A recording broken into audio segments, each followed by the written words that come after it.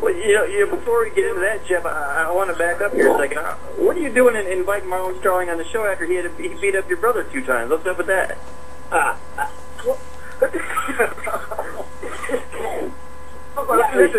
Listen, guys. No, I fought a tough Floyd Mayweather, and they talk trash. Fighting Mayweather, you're always going to get a battle. You're going to get a battle. Yeah. All right, so tell us about the guys now, Marlon. I mean, tell us a little bit about the folks. The guys that you're training now, the new breed. How do they compare to the guys that back when you were doing your thing? No comparison.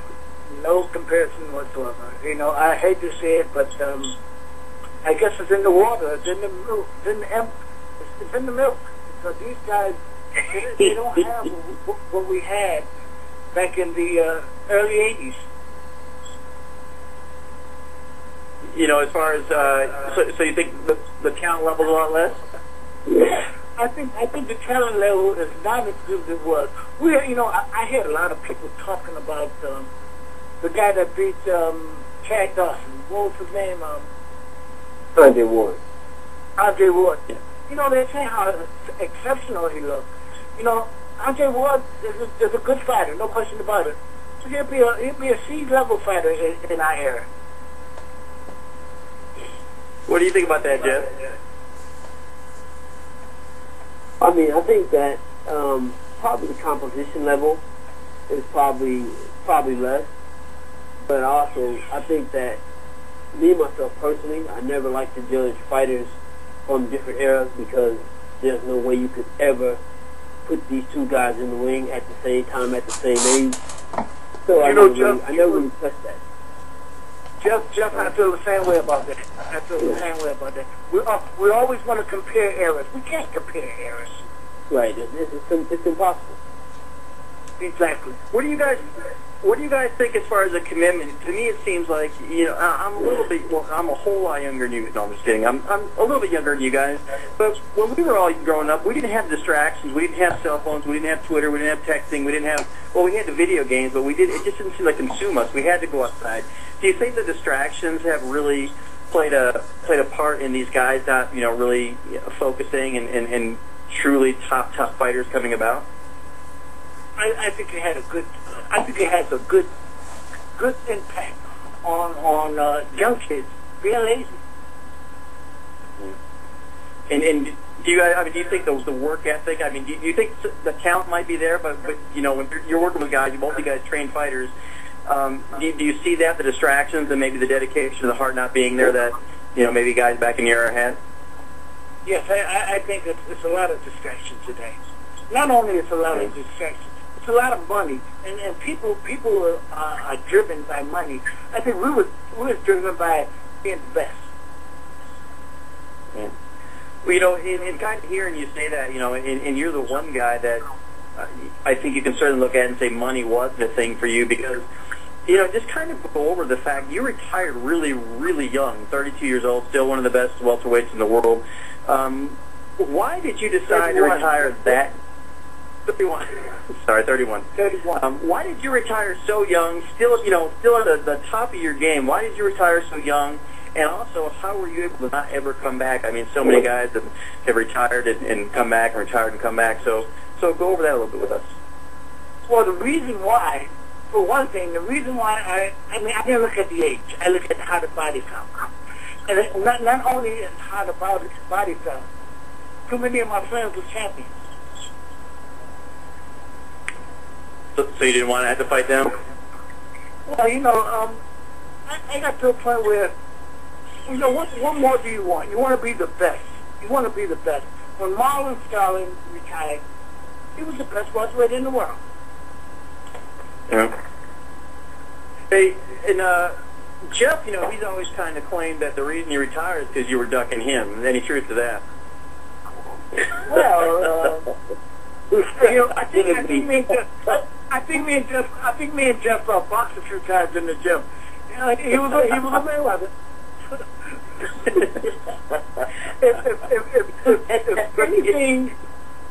if anything, those Mayweathers have, they have that will to win. And I know when I fought Floyd twice, I didn't beat him up. I beat him off me.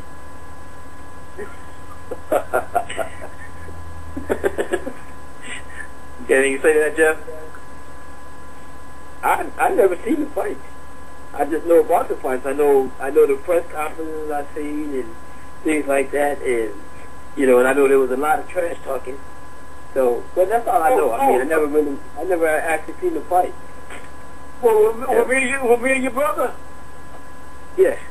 Well, when I fought your brother, Jeff, he talked so much crap. I mean, that's what I know. Like I said, I didn't beat him up. I beat him off me.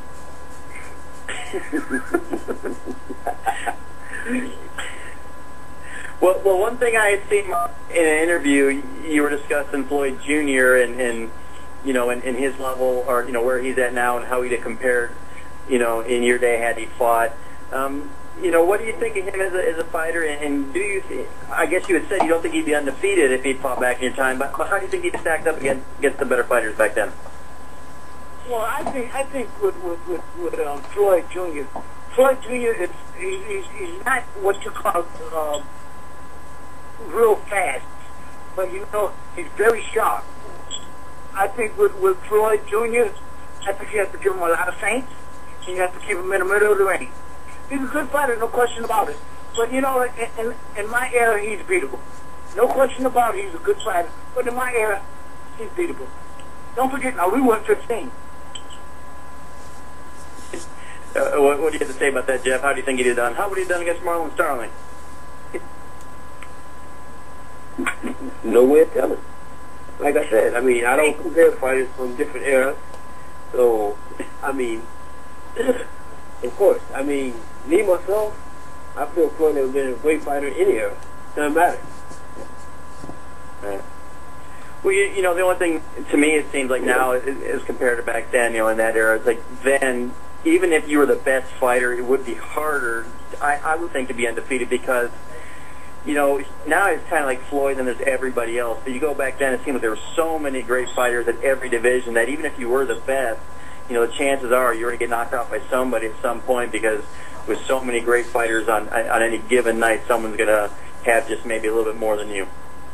And not only that, the way, they have catch weight. We didn't know anything about a catch weight. There's no such thing as a catch weight. I mean, what is a catch weight? That's when they want to put two guys together and make it easier on them, I guess. That's called money weight. Right.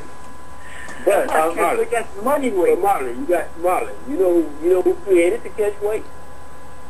Who's that? Chingway Leonard.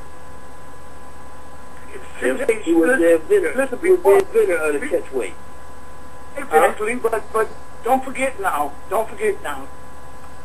Ray Leonard and say Benitez or Hearns, when they started going up, there wasn't a such thing as a 154. There was 35, 47, 60.